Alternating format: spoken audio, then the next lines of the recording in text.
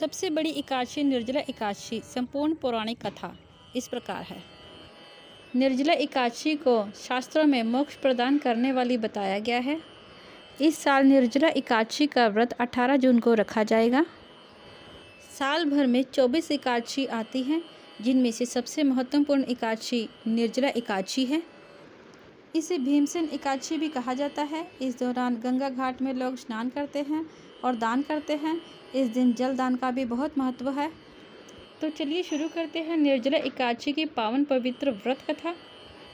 जब वेद व्यास ने पांडवों को चारों पुरुषार्थ धर्म अर्थ काम और मोक्ष देने वाले एकादशी व्रत का संकल्प करवाया था, तब युधिष्ठिर ने कहा, जनार्दन, ज्येष्ठ मास के शुक्ल पक्ष में जो एकादशी के बारे में विस्तार से बतलाइए। भगवान श्री कृष्ण ने कहा, हे राजन, इसके बारे में परम धर्मात्मा व्यास जी बताएंगे।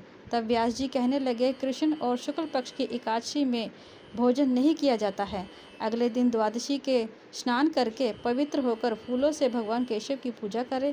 फिर पहले ब्राह्मणों को भोजन देकर अंत में खुद भोजन करें।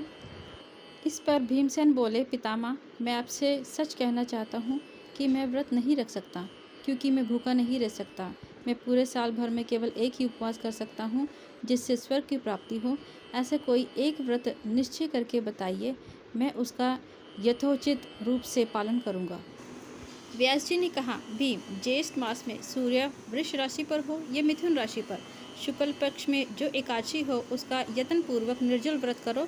केवल कुल्ला या आचमन करके मुख में जल डाल सकते हो।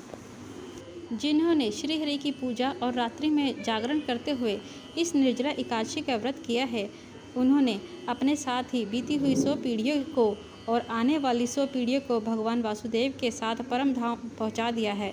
जो इस एकादशी के महिमा को भक्ति पूर्वक सुनता अथवा उसका वर्णन करता है, वह स्वर्गलोक में जाता है। चतुर्दशी युक्त अमावस्या को सूर्य ग्रहण के समय श्राद्ध करके मनुष्य जिस फल को प्राप्त करता है, वही फल इस कथा को सुनने से भी मिलता है।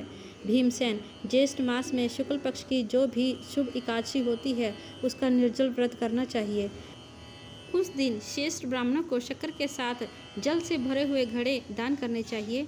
ऐसा करने से मनुष्य भगवान विष्णु के समीप पहुंच जाता है और आनंद का अनुभव करता है। इसके बाद द्वादशी को ब्राह्मण भोजन कराने के बाद स्वयं भोजन करना चाहिए।